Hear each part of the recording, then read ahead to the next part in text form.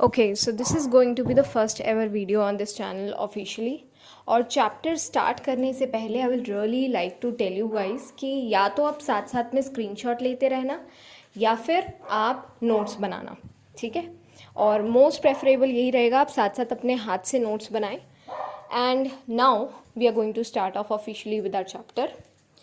सबसे पहले तो मेरे पास 9th वाले बच्चों के लिए काम है जिन्होंने पबजी, फ्री फायर और इंस्टाग्राम स्क्रॉल करके अपना टाइम वेस्ट करा है 9th में, क्योंकि कुछ टॉपिक्स रिलेटेड हैं तो ये आपको लर्न करने पड़ेंगे।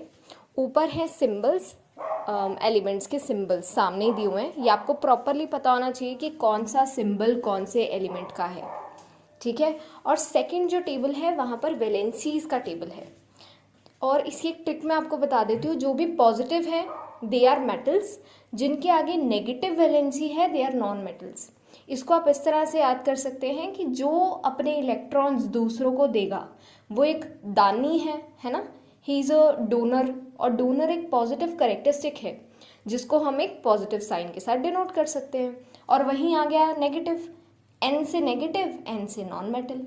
तो ये आप लर्न कर सकते हो इन दोनों का डिफरेंस, और ये आपको प्रॉपरली याद होने चाहिए before starting your 10th chemistry, ठीक है। तो इसको आप अच्छे से रख लीजिएगा, लर्न कर लीजिएगा, लिख लिख कर, जिस भी तरीके से आप ट्रिक यूज़ करके करना चाहते हैं, जैसा आपका दिल करे, but you need to have a strong hold on this, ठीक है। अब इसके बाद हम अपना ऑफिशियली चैप्टर स्टार्ट करने वाले हैं। हमारे चैप्टर का नाम है केमिकल रिएक्शंस एंड इक्वेशंस। अब केमिकल रिएक्शंस और इक्वेशंस हम अपनी रोज़मर्रा की ज़िंदगी में बहुत नॉर्मली देखते हैं, है ना। फॉर एग्ज़ाम्पल, अगर हम किसी चीज़ को जलाते हैं, है ना, हमारी किचन में हम खाना बनाते हैं, उसमें भी हम एक मैच स्टिक को यूज़ करके एलपीजी को यूज़ करते हैं जिससे हम खाना पकाते हैं। That is also an example of chemical reaction. Okay, now अब हम ऑफिशियली इसकी डेफिनेशन देखते हैं। Chemical reaction is the process by which 2 or more substances react with each other to form new substance with different properties। इसको ध्यान में रखना, ठीक है। अब ना साइड पे देखना, एक पिक्चर बनी हुई है जहाँ पर एक एप्पल है जिसको बहुत देर तक बाहर रख दिया गया और उसका रंग बदल कर हल्का सा ब्राउनिश टोन में आ गया। और ये हम अक्सर देखते हैं कि अगर हम स्कूल में, कॉलेज में, ऑफिस में जब भी हम फ्रूट्स काट कर लेके जाएं तो ऐसा अक्सर हो जाता है। अब इसका रीज़न क्या है? क्योंकि एप्पल के अंदर ना एक एंजाइम है जिसको बोलते हैं पॉलीफिनॉल ऑक्सीडेज, और जैसे ही ये धीरे धीरे ऑक्सीजन के साथ कांटेक्ट में आता है, कुछ रिएक्शन अकर होती है जिसकी वजह से एक ब्राउन कलर का पिगमेंट फॉर्म कर लेता है जिसको बोलते हैं मेलेनिन। अब इसको ज़रा केमिकल रिएक्शन के साथ मैच करना। पॉलीफिनॉल ऑक्सीडेज और ऑक्सीजन, ये दोनों हो गए हमारे रिएक्टेंट साइड पे, दोनों रिएक्ट करेंगे और उसके इस वाली साइड पर बन गया हमारे पास एक प्रोडक्ट जिसका नाम है मेलेनिन। और केमिकल रिएक्शन यही होती है, जब दो चीज़ें आपस में रिएक्ट कर कर एक नई चीज़ को बना दे, उसे हम केमिकल रिएक्शन बोलते हैं। अब एक क्वेश्चन नीचे आ रहा है यहाँ पर, ये साइड पर आपको मैंने 5 पॉइंटर्स दिए हुए हैं। इसका क्वेश्चन बन सकता है कि ऐसी कौन सी चीज़ें हैं, निशानियाँ हैं जिनसे हमें पता लग सकता है कि यहाँ पर एक एक्शन या फिर यहाँ पर एक रिएक्शन ने एक्शन दिया है, कुछ ना कुछ हुआ है यहाँ पे केमिकल रिएक्शन, हमें कैसे पता लगेगा। इसके 3-4 तरीक़ों से क्वेश्चंस आ सकते हैं। आई विल लाइक कि आप वो नोट कर लो। What are the characteristics, what are the changes और what are the determiners from which we can identify that a chemical reaction has taken place, ठीक है। इस तरीके से आपको क्वेश्चंस आ सकते हैं और इनको हम बहुत अच्छे से एक्सप्लेनेशन में, जैसे जैसे चैप्टर आगे बढ़ेगा हम इनके बारे में और बात करेंगे। फिलहाल this was just a introductory page. Now next, chemical reaction में अभी मैंने 2 चीज़ों के नाम लिए थे, रिएक्टेंट और प्रोडक्ट, ठीक है। अब हम देख लेते हैं रिएक्टेंट क्या होता है। रिएक्टेंट के नाम में ही याद रखना, जो रिएक्ट करता है, जो इंसान बहुत रिएक्ट करता है, वो कुछ ना कुछ एक्शन ले लेगा ना गुस्से में आके, है ना। तो जो भी चीज़ आपस में रिएक्ट करे, जो लड़े, है ना, जो एक्शन ले, उसको बोलते हैं रिएक्टेंट, ठीक है। और ये कौन सी साइड पर होते हैं? They are on the left side of the reaction. आप नीचे फोटो में भी देख पा रहे होगे, Na और Cl आपस में रिएक्ट कर रहे हैं तो इनको क्या बोल लेंगे हम? रिएक्टेंट। और ऊपर इंग्लिश में इनकी डेफिनेशन भी मैंने आपको प्रोवाइड करी हुई है। The substances which take part in a chemical reaction are called reactants. And similarly product की क्या हो जाएगी, जो एक केमिकल रिएक्शन में प्रोड्यूस होंगे उन्हें बोलते हैं प्रोडक्ट्स। नीचे मैंने आपको दोनों की एग्जाम्पल्स भी प्रोवाइड कर रखी हैं which you can note. Now ये one of the most important topics पे अब हम आ गए हैं, which is known as magnesium ribbon experiment. Magnesium ribbon एक सिल्वरी वाइट कलर का मेटल होता है, ठीक है। और इसके अंदर क्या होता है, ये इसको हम ना एक एक्सपेरिमेंट करते हैं जिससे हम इसको बर्न करते हैं। और आपको पता ही है अगर कोई चीज़ बर्न हो रही है तो वो obviously in the presence of oxygen होगी। और ये क्या फॉर्म कर देता है, मैग्नीशियम ऑक्साइड। ऊपर आप रिएक्शन देख सकते हो, ये बैलेंस्ड भी है, प्रॉपरली लेबल्ड भी है। जब भी आप इस चैप्टर में या किसी भी केमिस्ट्री के चैप्टर में रिएक्शंस लिखोगे they should be properly labelled, ठीक है। और इसमें क्या है, मैग्नीशियम रिबन एक डैजलिंग वाइट फ्लेम, जिसका मतलब है एक चमकीले स्पार्कलिंग वाइट फ्लेम के साथ इसको आग लगती है, ठीक है। और ये क्या फॉर्म करता है, एक वाइट पाउडर, जो कि आपको डायग्राम में भी दिख रहा होगा साइड पे। आई विल रियली रिक्वेस्ट, अगर आप एनसीईआरटी अपने साथ में खोल सकते हो तो आप वो खोल लो, उसमें सेम यही डायग्राम है। और मैग्नीशियम ऑक्साइड की जो नेचर है वो बेसिक होती है। कभी आ सकता है आपको वाइवा या फिर एमसीक्यू केस बेस या फिर एजर्शन रीजन में आपको पूछ सकते हैं कि मैग्नीशियम ऑक्साइड की बेसिक नेचर होती है, ठीक है। अब इसके नीचे क्वेश्चन पूछा गया है कि why magnesium ribbon should be cleaned with sand paper before the experiment. ऐसा क्यों है कि हमें उसे पहले साफ़ करना चाहिए, क्योंकि मैग्नीशियम रिबन जब वहाँ पर लैब में हमारे पड़ा होता है ना, तो वो धीरे धीरे ऑक्सीजन के साथ हल्का फुल्का रिएक्ट कर लेता है, तो वो ऑलरेडी एक परत बन जाती है उसके ऊपर मैग्नीशियम ऑक्साइड की, या फिर थोड़ी बहुत मिट्टी आ जाती है, तो उसको साफ़ करने के लिए।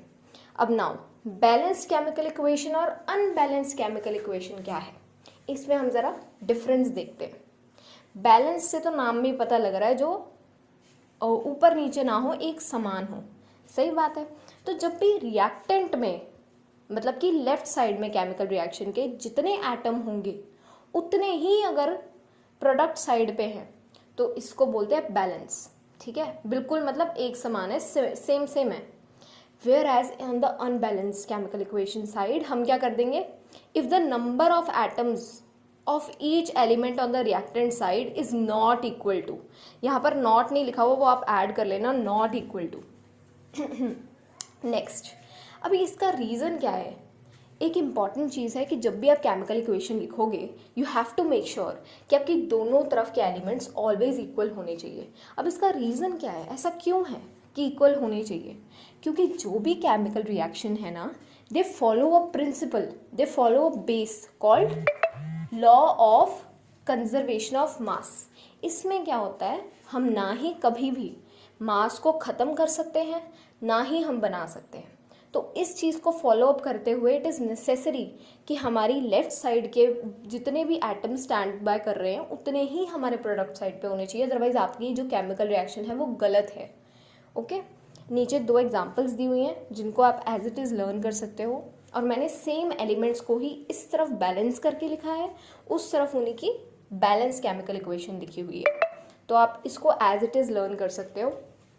अगर बाय चांस आपको कभी इनकी डेफिनेशंस डिफरेंस आ जाए तो आप एज इट इज़ ये सारा कुछ वहाँ लिख सकते हो। एक और इम्पॉर्टेंट चीज़ है यहाँ पर, अनबैलेंस केमिकल इक्वेशन का एक और नाम है which is known as skeletal equation. Board का ये one of the most favourite चीज़ है। वो क्या करते हैं, अनबैलेंस नहीं पूछते, they will ask what is a skeletal equation, जहाँ पर अक्सर बच्चे कंफ्यूज हो जाते हैं and they think it is balance chemical equation which is not the case. Skeletal का मतलब है अनबैलेंस्ड, ये आप याद रखिएगा। और इसमें एक इम्पॉर्टेंट क्वेश्चन बनता है कि why is it necessary to balance chemical equations, ठीक है। तो इसका आंसर होगा law of conservation of mass को फॉलो अप करते हुए ये ज़रूरी है कि हम रिएक्शंस को बैलेंस रखें। गॉट इट, ये इम्पॉर्टेंट टॉपिक है, इसको ज़रा अच्छे से लर्न करके जाना।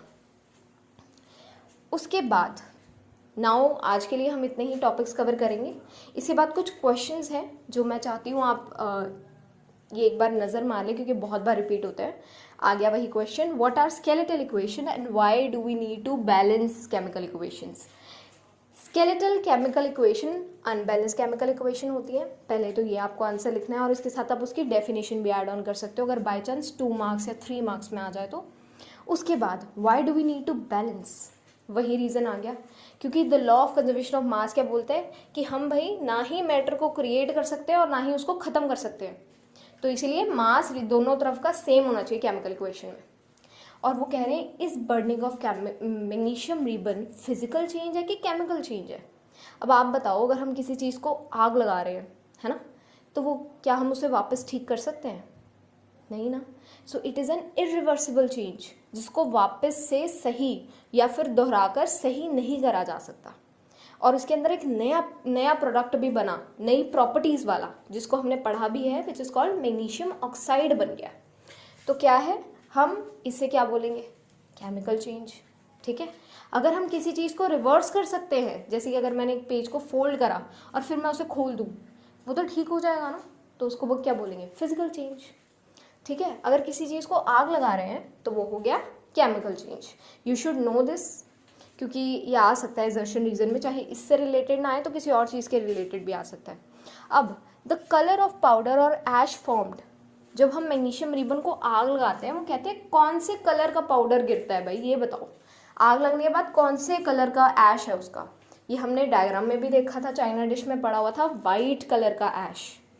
ठीक है। It is a important thing, MCQ में पूछा जा सकता है। So this was all for today. आज के लिए इतना ही। I hope you like, share, subscribe and hit the notification bell, ताकि आपको अगले पार्ट्स भी पता लगे और ये सारा सिलेबस जो भी कवर हो, you are able to score really good in your boards. So that's all from my side today.